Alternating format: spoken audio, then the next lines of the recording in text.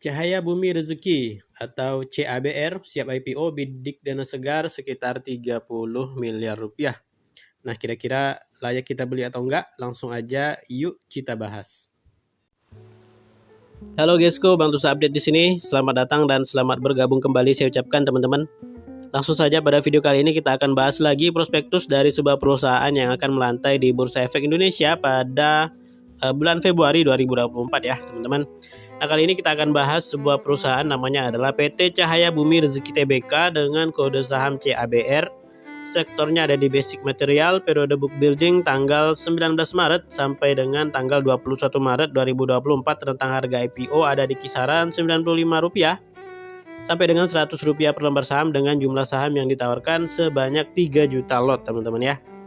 Nah, si CABR ini teman-teman dia akan masuk ke dalam papan akselerasi di mana ARA dan ARB-nya itu di 10% teman-teman ya, seperti itu.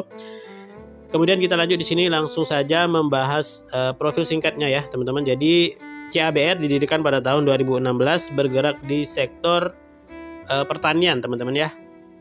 Di sini juga mencakup kontraktor penanaman kembali kelapa sawit teman-teman ya. Di samping itu juga ada penyiapan lahan, jasa penunjang pertanian, aktivitas holding, konsultasi manajemen, investasi, serta sewa guna usaha teman-teman ya. Oke teman-teman, seperti biasa kita akan kupas prospektusnya dari segi struktur IPO, penggunaan dana IPO, laporan keuangan, valuasi, dan lain-lain ya.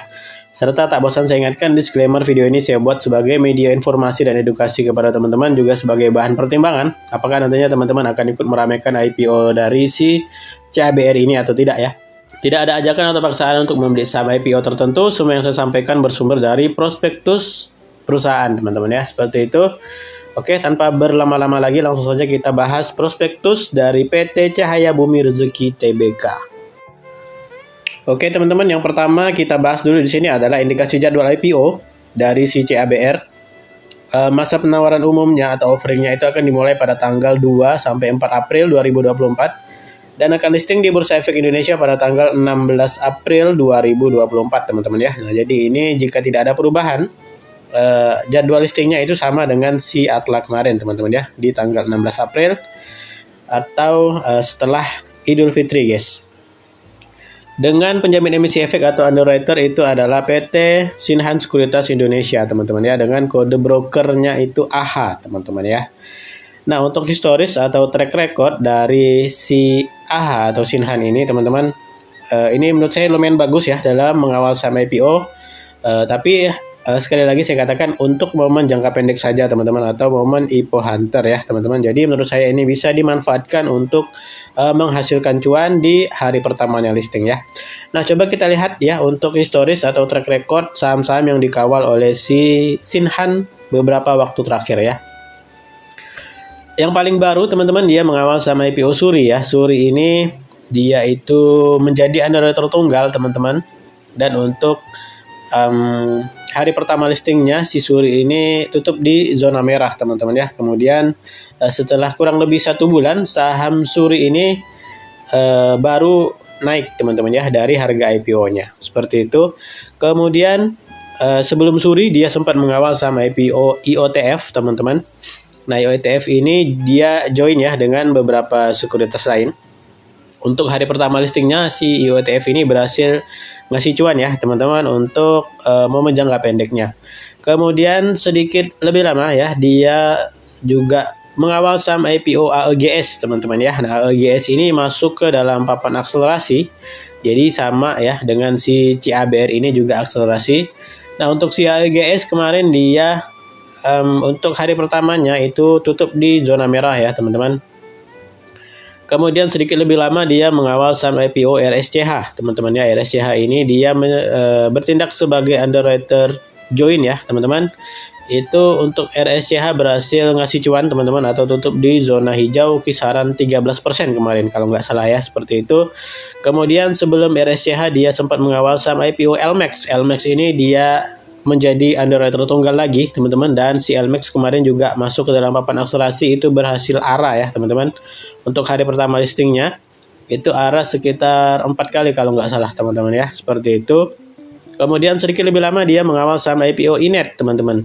Nah, Inet ini dia menjadi underwriter tunggal dan berhasil ARA untuk hari pertamanya listing. Kemudian sedikit lebih lama lagi dia mengawal saham IPO Jati. Jati ini dia join dengan KGI Sekuritas, teman-teman. Dan untuk hari pertama listingnya dia itu berhasil ARA juga, teman-teman ya. Kemudian sebelum Jati dia sempat mengawal saham IPO Pipa. Pipa ini dia juga menjadi underwriter tunggal. Dan untuk hari pertama listingnya berhasil ngasih cuan ya untuk si Pipa. Kemudian sedikit lebih lama dia mengawal saham IPO IRSX ya teman-teman. Ini juga menjadi underwriter tunggal dan untuk momen jangka pendek atau di hari pertama listingnya berhasil ngasih cuan untuk yang ikut IPO-nya teman-teman. Seperti itu ya. Nah ini kalau menurut saya teman-teman si Sinhan bisa dibilang lumayan bagus dalam mengawal saham IPO, terutama untuk momen jangka pendek saja, teman-teman. Seperti itu ya. Oke, kita lanjut.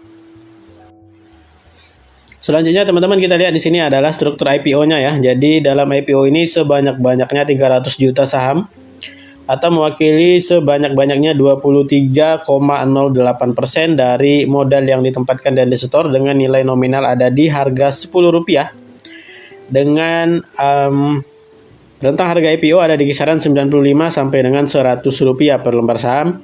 Dengan jumlah emisi dana yang dikumpulkan dari IPO ini adalah sebanyak-banyaknya 30 miliar rupiah, teman-teman ya. Seperti itu. Nah, ini IPO-nya agak kurang menarik, teman-teman, karena tidak ada waran ya. Hanya induknya saja yang ditawarkan kepada masyarakat. Nah, ini adalah struktur permodalan teman-teman dari si CABR. Di sini ada sebelum IPO dan sesudah IPO ya. Untuk pengendalinya itu adalah PT Cahaya Inti Solusindo dengan 30%. Kemudian disusul oleh nama-nama perorangan teman-teman. Di sini ada Delson Tengdiantono, kemudian ada Golfi Setia, ada Indako Chandra dan disusul dengan masyarakat teman-teman. Seperti itu. Kemudian kita lanjut di sini teman-teman untuk lockup period ya atau pembatasan. Di sini ada lockup untuk para pemegang saham lama. Itu akan di lockup sampai dengan 8 bulan setelah si CABR ini listing di Bursa Efek Indonesia. Untuk lockupnya di sini juga ada penambahan teman-teman. Bapak Delson Tengdiantono selaku pengendali itu akan melockup atau tidak akan mengalihkan ke pengendalian perseroan itu sekurang-kurangnya 12 bulan setelah CABR ini melantai di Bursa Efek Indonesia, teman-teman. Seperti itu ya. Kemudian untuk pembahasan selanjutnya yaitu dividen, teman-teman. Di sini dikatakan CABR akan melakukan pembayaran dividen itu minimal 1 kali dalam 1 tahun ya teman-teman. Di sini dikatakan setelah IPO, perseroan merencanakan pembagian dividen kas sebanyak-banyaknya 30% dari laba tahun buku setelah pajak ya. Itu dimulai dari tahun buku 2024 yang akan dibagikan di tahun 2025 teman-teman ya. Seperti itu. Ini juga nanti akan diumumkan setelah RUPS dari perseroan teman-teman. Seperti itu. Oke teman-teman, selanjutnya kita bahas adalah rencana penggunaan dana IPO ya. Jadi seluruh dana yang diperoleh setelah dikurangi biaya emisi itu akan digunakan perseroan untuk keperluan sebagai berikut ya. Di sini ada 2 poin besar teman-teman. Kita bahas yang pertama. Sekitar 65,3% akan digunakan untuk belanja modal perseroan berupa pembelian alat berat ya. Dengan rincian sebagai berikut ya. Di sini ada beberapa alat berat yang akan dibeli, ada ekskavator, dump truck dan juga bulldozer, teman-teman. Seperti itu. Kemudian di sini penggunaan dana IPO yang kedua itu sisanya akan digunakan untuk modal kerja perseroan yaitu untuk pembiayaan kebutuhan operasional sehari-hari ya.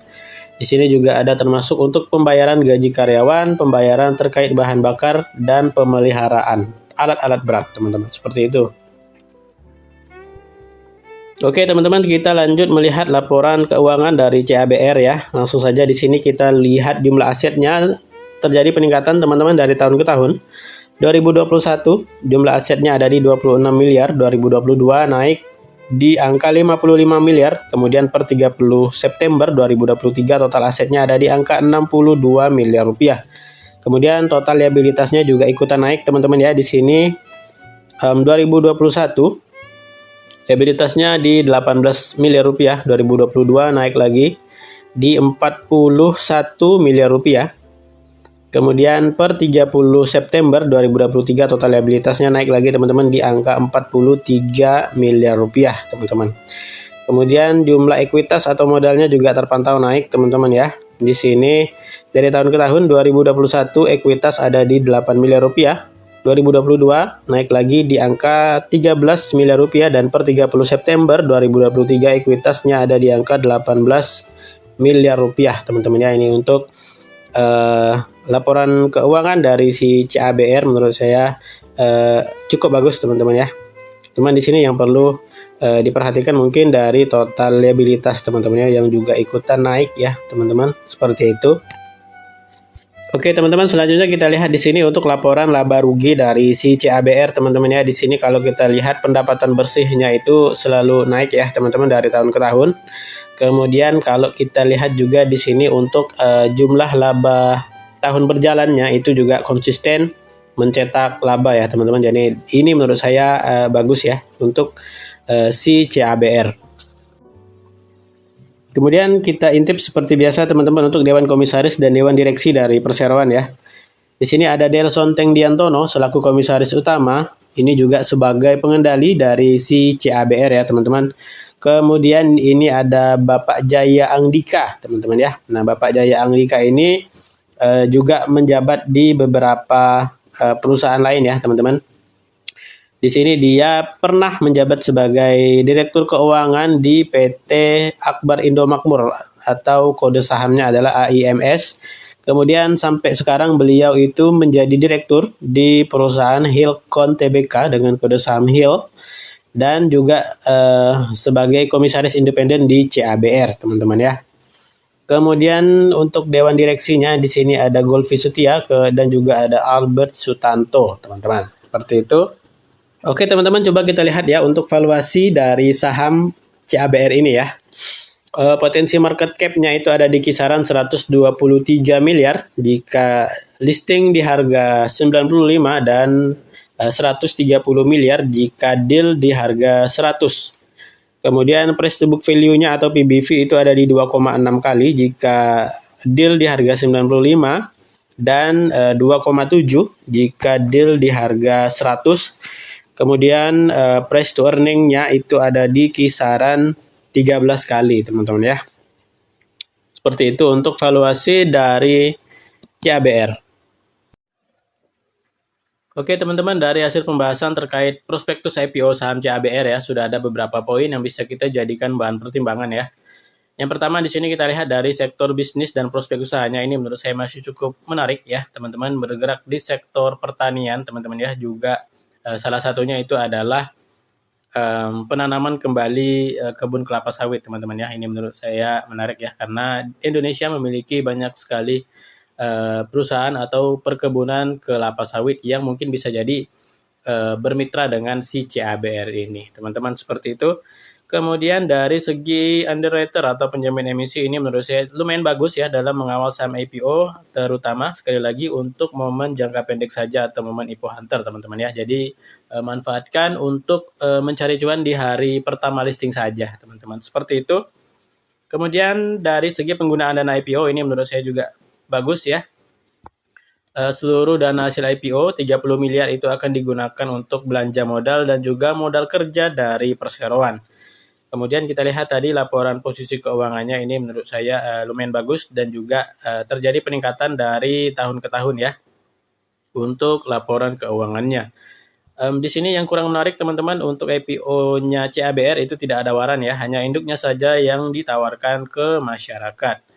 Kemudian CABR menjanjikan dividen yang akan dibagikan tahun 2025 dengan persentase 30% ya, berdasarkan laba buku tahun 2024 teman-teman, seperti itu.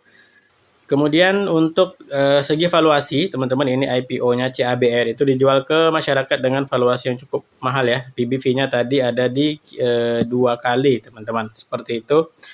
Nah kalau dari saya pribadi, saya mungkin nanti akan lihat dulu ya, ini CABR deal-nya di harga berapa ya. Kalau deal di harga terendah kemungkinan saya akan ikut ya teman-teman.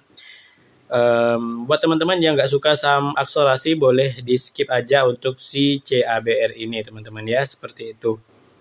Tapi kalau saya akan coba ikut dalam rangka momen IPO Hunter atau memanfaatkan momen IPO, teman-teman ya. Seperti itu. Oke teman-teman, cukup sekian pembahasan kita terkait prospektus IPO saham CABR, Cahaya Bumi Rezeki Tbk. Terima kasih teman-teman bagi yang sudah menonton ya. Dan bagi teman-teman yang ingin ikutan, pastikan dengan profil risiko dan money management masing-masing teman-teman. Seperti itu.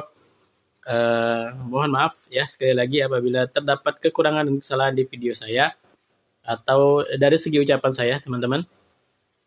Dan sampai bertemu kembali ke dalam pembahasan saham IPO selanjutnya.